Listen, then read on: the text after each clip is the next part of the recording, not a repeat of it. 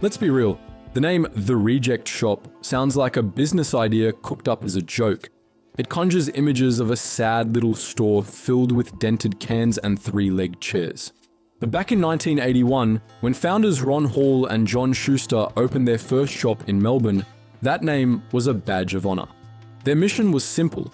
They'd swoop in and buy up all the stuff big-name brands couldn't sell, like items in last season's packaging or products with tiny imperfections, and they would sell it all for rock-bottom prices. The store's secret weapon was quality big brand products for pennies on the dollar. Shoppers were finding the exact same items you'd see in major department stores, but at prices that felt like an absolute steal. This created a massive buzz, sparking a kind of national treasure hunt that everyone wanted to be a part of. The word-of-mouth hype alone fueled explosive growth, taking the company public on the stock exchange in 2004 as it expanded into a massive chain. Over time, however, the store decided to forego the strategy of selling seconds and focus on selling cheap, assorted products like toothpaste, beauty products, and wooden coat hangers. This transformed the store from a curated treasure chest of bargains into the wonderfully random free-for-all we know and love today. And that transformation is the absolute key to understanding the modern Reject Shop, as this new chaotic identity became its most powerful sales tool. This is precisely why you can never stick to your shopping list. The entire experience is engineered to encourage you to buy things you don't need. It's a masterclass in what's called impulse architecture. The aisles are a labyrinth, the shelves are crammed to the breaking point, and the sheer volume of stuff creates a sense of frantic discovery. This is the treasure hunt effect, a powerful psychological trick that makes you want to explore every corner just in case you unearth a hidden gem. Think about it. In a normal supermarket, you know exactly where the milk is. It's predictable. Here, you might find a set of screwdrivers next to a bag of marshmallows. This intentional chaos keeps you in the store longer, and the longer you browse, the more items you touch, the more likely you are to think, well, it's only $2. This strategy isn't unique, of course, with chains like Daiso using similar tricks, but the Reject Shop's version feels far more chaotic and untamed. And while this makes for an entertaining shopping trip, it creates a massive business problem. A store built on pure randomness can't build loyalty for essential everyday items. Instead of being the place for a weekly grocery run, the Reject Shop is the place you visit when you need party supplies or a last-minute gift, which leaves the business in an incredibly vulnerable position. This vulnerable position was made worse because the store itself seemed to get stuck in a time warp, keeping the same vibe it had in the mid-2000s. It still had the same bright, clinical fluorescent light and dated signages, which created a time capsule hiding in plain sight. And while the Reject Shop was happily coasting on its glory days, the rest of the discount world was getting a serious makeover.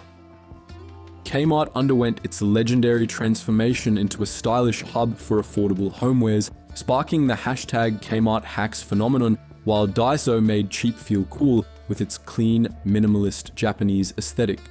Faced with all this, the Reject Shop's attempts to modernize were half-hearted at best.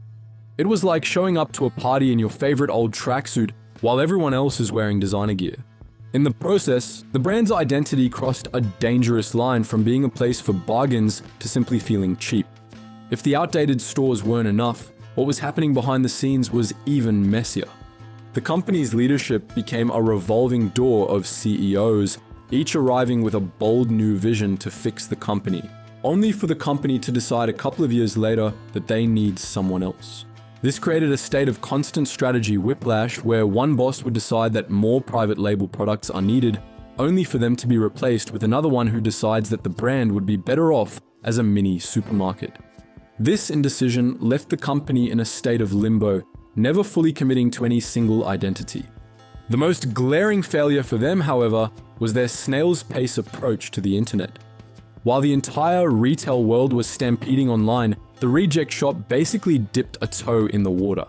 When the COVID-19 pandemic hit and online shopping became a lifeline for millions of Australians, they were caught completely flat-footed. With a barely functional website and no click-and-collect service, they missed out on the biggest e-commerce boom in history. They had essentially trained their customers that the only way to experience their brand was inside their chaotic physical stores, which was a massive strategic blunder in the modern age. And then, in 2024, came a Canadian retail giant called Dollarama, who swooped in and announced it was buying the entire company for around $295 million. Now, if the Reject Shop is wild and unpredictable, Dollarama is finely tuned and ruthlessly efficient. They run over 1,600 stores in Canada with military-like precision. Their entire model is built on standardized layouts, an iron grip on their supply chain, and total predictability, the exact opposite of the Aussie icon they just bought. The plan seems to be to give the Reject Shop a massive corporate glow-up, bringing the Dollarama model of efficiency to Australia. That means cleaner stores, more predictable stock, and a much tighter, more controlled shopping experience. In other words, they want to take the chaos out of the equation. For longtime fans, this news was met with a mix of dread and sadness. The fear is that the quirky, lovable soul of the store will be ripped out and replaced with a sterile, cookie-cutter version of its former self. But we have to be brutally honest. As much as we love the mess, the Reject Shop has been on shaky ground for years. The business was surviving, sure, but it was far from thriving. With that in mind, the Dollarama deal starts to look less like a simple takeover and more like a necessary rescue mission. This acquisition might be the only thing that can pull the company back from the brink of obscurity, even if it means sacrificing the quirky charm we fell in love with. So, where does this leave us? The story of the Reject Shop is a fascinating lesson in retail. It shows that a brilliant idea can get you started, but you have to be willing to evolve. When their original supply chain vanished, they never truly found a new identity to rally behind. The name went from clever to confusing, the stores went from quirky to dated, and the brand went from a cult favorite to a retail afterthought. For now, the Reject Shop is still with us, a glorious temple of impulse buys and questionable bargains. There's a pure, unironic joy in its randomness, a feeling of discovery that's missing from so much of modern, curated retail. But in a world that values efficiency and polish above all else, its brand of beautiful chaos might just be an endangered species. Whether it gets a sleek Canadian makeover or fades into legend, one thing is for sure. The Reject Shop earned its place in Australian culture by being unapologetically, wonderfully weird, and that's a legacy worth celebrating.